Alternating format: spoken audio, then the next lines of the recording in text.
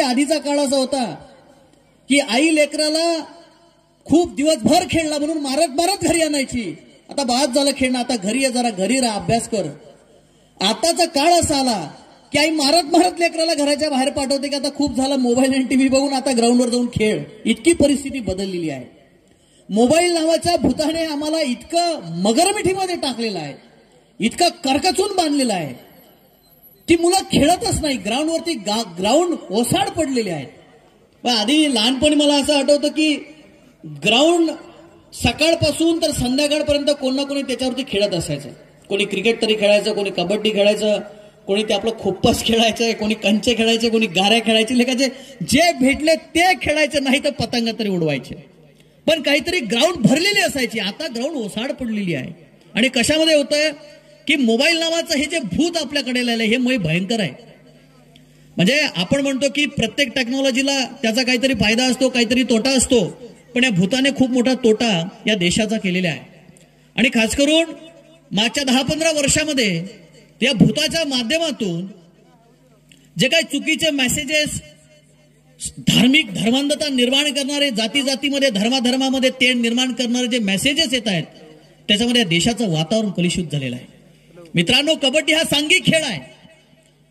7 जणांची टीम मिळून आपण नियोजन करून संघ भावनेने खेळून विरोधी टीमला आपण हरवण्याचा सांघिक प्रयत्न करत असतो.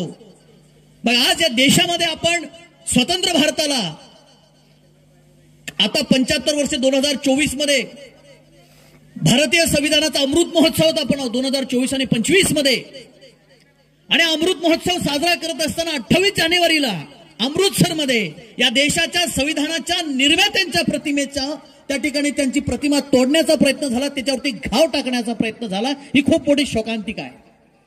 म्हणजे 75 वर्षांनंतर आजही या ठिकाणी जर लोकांना मनामध्ये जर जातीय भावना आणि धर्मांधता इतकी अनुकुचित आणि टोकदार असेल तर मला असं वाटतं की देश म्हणून आपण संघ बनवायला कमी पडलेलो आहोत. देश म्हणून सांघिक भावना निर्माण करायला आपण कमी पडलेलो आहोत. पण खेळाच्या माध्यमातून का होईना आपण एक संघ होऊन आपण तो खेळ जिगरबाज पद्धतीने खेळत असतो. पण हीच भावना समाज म्हणून, देश म्हणून या देशातल्या तरुणांनी उभी केली पाहिजे की हा माझा देश आहे आणि हा देश गुन्ह्या गोविंदाने नांदवला पाहिजे. या देशामधले जाती जातीमधले धर्माधर्मामध्ये जे काही भांडणं सुरू आहे ते कुठेतरी थांबले पाहिजेत. कारण ही जी भांडणं आहेत ह्याने उपयोग फक्त राज्यकर्त्यांचा होतो, ह्याचा उपयोग फक्त निवडणुका जिंकण्यासाठी होतो. पण या देशाचा जबाबदार नागरिक म्हणून, या देशाचा एक घटक म्हणून आपल्याला त्याच्यापासून काही मिळत नाही. कमालीचा जाती आणि द्वेषाच्या पछाडलेली अलीकडच्या काळामध्ये एक नवीन जमात या देशामध्ये निर्माण झाली आहे आणि त्याला कळत नाही आपण काय करतोय. आपण जे जाती जातीच्या नावाने, धर्माच्या नावाने जे भांडणं उभी केलेली आहेत त्यामुळे माझ्या राष्ट्राला, माझ्या देशाला तडे जात आहेत. आणि हा देश स्वतंत्र करण्यासाठी हजारो लोकांनी आपल्या प्राणाचं बलिदान दिले, आपण लक्षात ठेवलं पाहिजे. तो भगतसिंग ज्यावेळेला फासावर चढला, मी कधीतरी खासदार साहेब विचार करतो की काय तो मोमेंट असेल ज्या मोमेंटला भगतसिंग फासाच्या तख्तावर उभा आहे आणि पुढच्या काही सेकंदात, पुढच्या काही क्षणामध्ये त्याला फाशी दिली जाते. काय भावना त्या भगतसिंगाच्या असतील, त्याच्या डोक्यामध्ये काय असेल की मी का फासावर चाललोय, मी कशासाठी शहादत देतोय.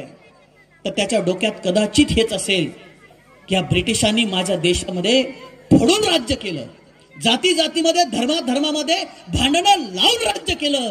यानंतरच्या काळामध्ये माझ्या देशातली लोक गुन्ह्या गोविंदाने नांदतील आणि लोकशाही मजबूत करतील असं त्या कदाचित भगतसिंगाला वाटलं असेल. मग 75 वर्षामध्ये आम्ही तो भगतसिंगाचा विचार अंमलात आणला काय ह्याचा आम्ही विचार केला पाहिजे.